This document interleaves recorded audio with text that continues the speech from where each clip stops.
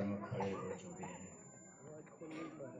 आप अपने जंगल पहाड़ में आदिवासी क्षेत्र में भी देखते हो, अनेक प्रकार का धर्म कर्म पूजा पाठ धार्मिक अनुष्ठान कर्म कांड विभिन्न प्रकार का भिन्न भिन्न तरीके से लोग करते रहते हैं।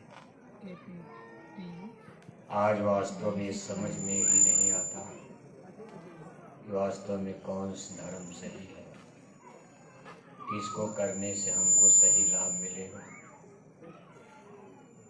धर्म का जो मूल लक्ष्य है आत्मा का कल्याण, किस रास्ते पर चलने पर हमारी आत्मा का कल्याण होगा, कैसे हमारा जन्म मरण छूटेगा।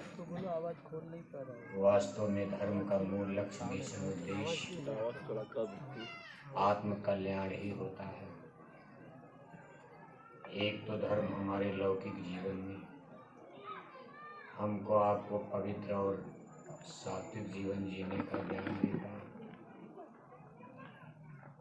हम जब तक इस संसार में मनुष्य शरीर में रहते हैं, हमारी रहने गहने आचार विचार शुद्ध हो, पवित्र हो, शुचितापूर्ण हो और साथ ही साथ मौत के बाद हमारी आत्मा का कल्याण हो जाए। क्योंकि मौत के बाद आत्मा के सामने दो संकट आता है। जो संत महापुरुष हमको आपको ज्ञान देते हैं, उन्होंने जो सूचना दिया, अब हम आप तो उस चीज को देख नहीं पाते, लेकिन मास्टर की बात को तो मानना पड़ता है। अब ऐसा नहीं कि आप स्कूल में पढ़ते हो तो हर चीज तो आपने देखा नहीं है। अंग्रेजों का राज, मुसलमानों का राज, ये हो, लेकिन मास्टर की बात पर भरोसा होता तो वे मास्टर जो बता रहे सही है। भारत में मुसलमानों का राज रहा, कभी मुगल आए, कभी अंग्रेज आए, कभी कोई आया। अब हम आप जब पैदा हुए लोग तो मर चुके थे, चले गए, लेकिन एक भरोसा किया जाता। इसी तरह से अध्यात्मवाद में संतों का, महात्माओं का भरोसा। जब आप उनके स्कूल में पढ़ने जाते हो, संतों महात्माओं के स्कूल को सत्संग कहा जाता। वहाँ हमको आपको आत्मा परमात्मा से संबंधित सब्जेक्ट यानी पाठ, अनेक प्रकार के विषय, लेशन तमाम पढ़ाए जाते हैं। इसमें बहुत लेसन है, अलग अलग पाठ है। पढ़ते पढ़ते आदमी का जीवन जन्म बीत जाए, सत्संग जल्दी समझ में नहीं आता। पढ़ते पढ़ते कितने लोग मर जाते हैं, लेकिन इसका ABCD काखा गागा भी नहीं जान पाते। उसी में से एक विषय लेसन पाठ संतों ने बताया है कि मौत के बाद जीव के सामने दो समस्या खड़ी होती। आज नहीं, आज तो आप मनुष्य शरीर में हो।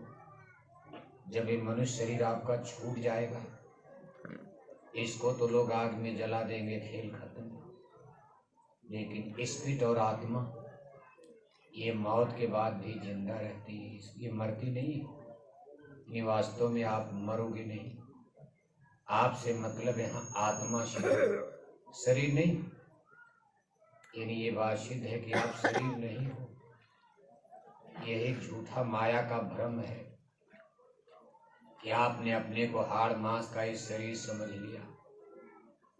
ऐसी को खिलाने पिलाने जिलाने के चक्कर में, सुंदर बनाने में, सजाने में, संवारने में, नहाने धोने में, खिलाने में, पिलाने में, जिलाने में करीब करीब आदमी का जीवन खत्म हो जाता।